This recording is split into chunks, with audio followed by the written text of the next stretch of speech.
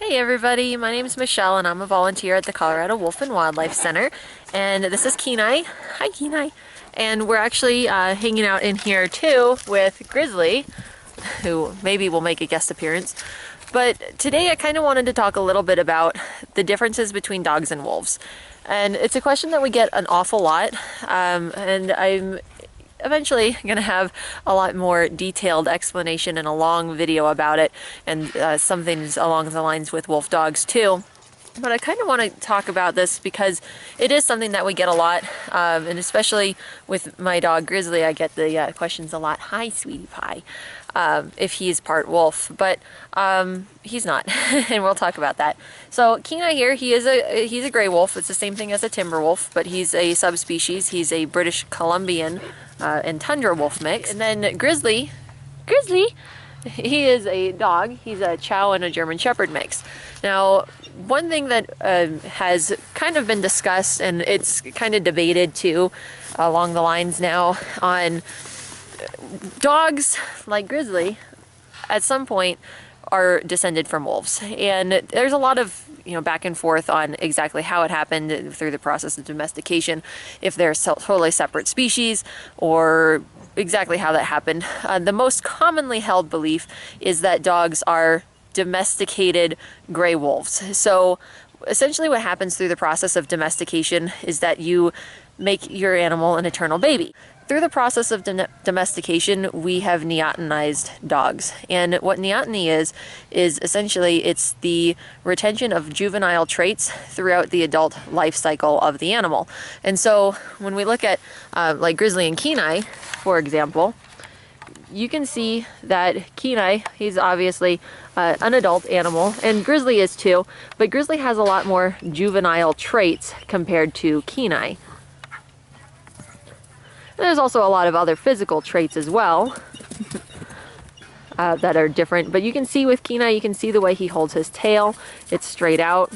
He doesn't have any kind of curl to it at all, whereas Grizzly's tail is very curly.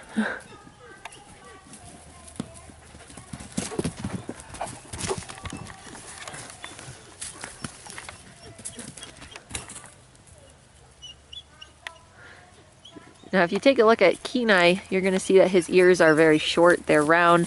They have a whole lot of hair in them. And when we talk about hair on wolves, you can see that all the hairs are individually banded. So each fur, or each piece of fur, has almost 5 different colors on it, compared to dogs, which for the most part have a solid color, like Grizzly. He's just solid black with a little bit of gray on his shoulders.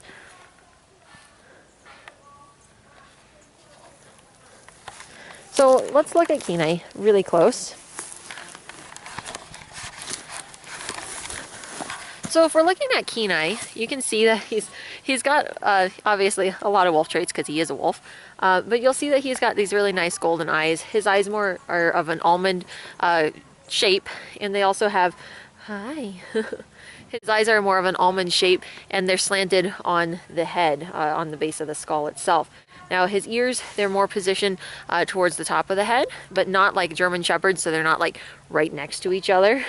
But you can see that they're not floppy or anything like that, and they're actually very thick. They have very thick leathery ears, kind of like horses. Whereas dogs, generally you can see dogs with floppy ears, but the ears are also generally soft and easy to bend over. Now Kenai has a lot of nice hair in the inside of his ears, which is typical of wolves, whereas dogs, they don't have a whole lot of hair in their ears. You can usually see their skin pretty easily. Now, when it also comes to wolves and the differences between them and dogs, is that dogs retain all these juvenile behaviors. So you see the tail wagging. Now some wolves, they'll wag their tails too, but it's more of a puppy behavior, puppy trait that you see in baby wolves. What are you guys doing? You are biting my hip. So I think one of the most important things to remember when it comes to wolves and dogs is that any trait at all that you see in a wolf, you can also find in a dog. It's really sad because a lot of animals, animals like Grizzly, just dogs, end up getting labeled as being part wolf, and then they get jumped off in the shelter. We get phone calls almost every single day from people who have an animal that they think is part wolf, but in all reality it is all just a dog. Now this is a huge national issue because unfortunately I've been volunteering at the Colorado Wolf and Wildlife Center for almost 4 years now, and every single year we have people who come through and they talk about their wolf dog that, oh, he was the best pet ever, he was super protective and housebroken, all these great things, and oh, just the best pet that we've ever had. And then I see pictures of them, and I kid you not, in my 4 years that I've been here, I have seen 2 pictures of animals that were actually wolf dogs, and those people did not say that they were the best pet ever. So what happens when you have a dog is it's domestication. So through the process of domestication, they keep baby traits forever. So when you think of a dog, think of them literally as being puppies their whole life. So they keep a lot of behavioral and physical traits from puppies throughout their entire life cycle. It's not like wolves. Wolves actually grow up to have not only the physical characteristics, but the behavioral characteristics of adult animals, which is something most people are completely unprepared for. So unfortunately, being here for 4 years and seeing so many pictures of animals and only 2 of them being actual wolf dogs, the problem is that probably about 99% of the people who have animals that they think are part wolf actually have all dogs. So it gives the wrong impression of how wolf dogs look and act. So when people end up getting an actual wolf dog, they are in for a really nasty surprise. In fact, about 80% of wolves and wolf dogs that are born and sold to the general public don't live long enough to see their 3rd birthday. Part of the reason why is because these guys are so behaviorally different from dogs that most people are unprepared. I mean, most people cannot handle huskies. So imagine a low content wolf dog, which is a dog, essentially a dog, and just has a little bit of wolf in it, being a husky times 10, and a mid content, which is essentially half and half, is a husky times 100, and then high content being a husky times 1,000. I mean, these guys aren't house pets. You can't housebreak them. You really can't train them too well. They definitely can never be off leash. They're very, very neophobic, which means they're terrified of new situations.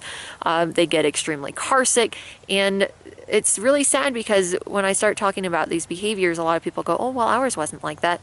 Well, it's probably because it wasn't actually a part wolf. It's incredible. There's a lot of breeders out there that sell purebred dogs, and they'll sell them as pure wolves. There's actually a breeder out in Texas who sells mutts, Malamute mutts, and she claims them to be pure wolves, sells them for $3,500 every single year. They're a puppy mill of puppy mills.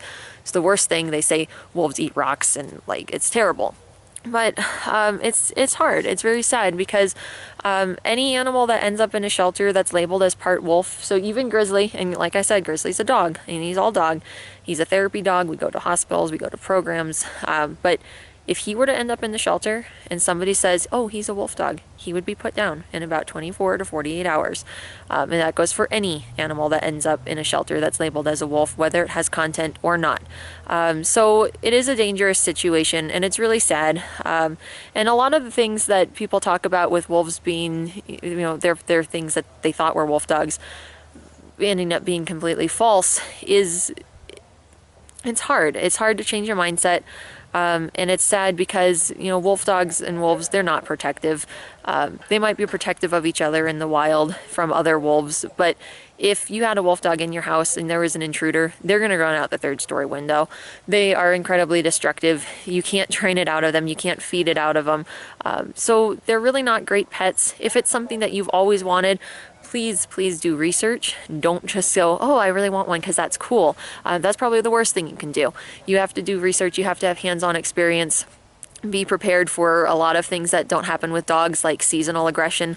I know some people who have mid-content wolf dogs, which again, it's about half and half, and they can't even go in the enclosure for 4 months out of the year because the animals are so aggressive. A lot of times people are like, oh, they turned on me. This is just normal wolf dog behavior. So it's hard. It's sad. There's a lot of rescues. Every single sanctuary, shelter, and rescue out there is completely full. Like I said on our last blog, all of our fences are 8 feet high, 3.5 feet down into the ground. They're double lined with hot wire, and they're all outdoors. These guys have plenty of room to run. This isn't an animal that can live in a backyard. They're not something that should ever be on a chain, and they're definitely not dogs.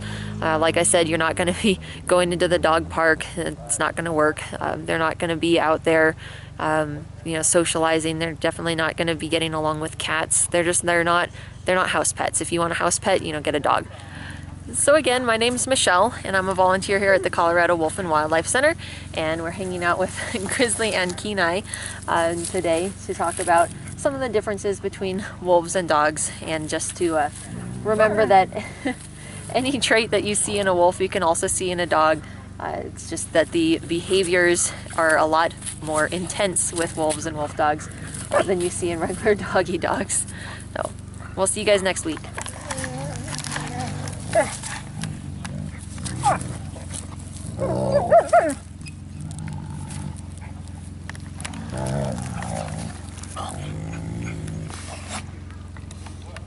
I hate to break up your love fest, but I have to take Grizzly home.